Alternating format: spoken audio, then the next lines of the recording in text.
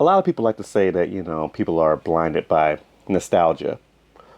But we need to also recognize that people are blinded by recency bias because the amount of people that think that Beyonce is bigger than Michael Jackson clearly, clearly are either like 15 years old with 30-year-old parents, or they just want attention because it's not even a matter of just like, Beyonce's great. Beyonce's amazing. She's the best performer alive. Alive. And even alive, Beyonce has to contend with Taylor Swift. Now, I believe that Beyonce is a much better performer than Taylor Swift. However, we have to recognize that in the conversation of greatest pop artists and greatest performers alive today, August 9th, 2025, there's going to be a high majority of a high amount of people that think Taylor Swift is on the other side competing with Beyonce. I don't think it's a comparison, but it is what it is. This is the world we live in. Michael Jackson has been dead for 16 years. And this man is still selling records and his songs are still getting streamed like he's a recent artist. And Beyonce is going to get the same type of afterlife package when she finally goes up to be with him one day. Like, it's going to be an afterlife package, but it ain't going to be an afterlife package like, Michael Jackson's afterlife package. And like I said, the only pop artist going up against Beyonce right now is Taylor Swift. When you watch the documentary, The Greatest Night in Pop on Netflix, Michael Jackson, it was clear. His era had some extremely talented musicians, like on a whole nother, like legends. His era was full of legends.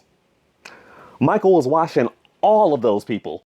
Michael Jackson is generational, like Generation Z, Millennials, Generation X, Baby Boomers, whoever came before that, those people that was marching on Martin Luther King, all of those generations know Michael Jackson and have enjoyed his music. And when you look at music, like Michael Jackson's was just like digestible for everybody, every race, every creed, every ethnicity, like everybody would go for Michael Jackson's music. When you look at Beyonce's, like the main people who are fans of Beyonce, it's either women or the LGBTQ community. And of course, there's other people outside of that, but a large chunk of that are women and LGBTQ.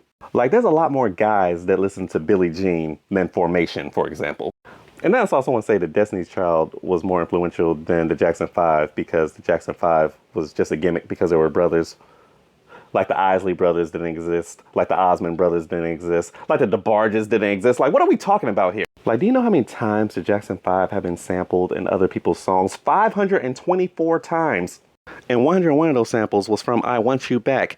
One song from one gimmicky band. Look, Beyonce is great. Beyonce is very talented. And to be honest, Beyonce looks even more talented than she already is because we just got a bunch of scrubs in the music industry already with no talent. So she looks exponentially great. But when it comes to talking about who's the biggest star, and we're not even talking about all the philanthropy and the humanitarian efforts that Michael did, Michael is the son. And Beyonce is a star in her own right.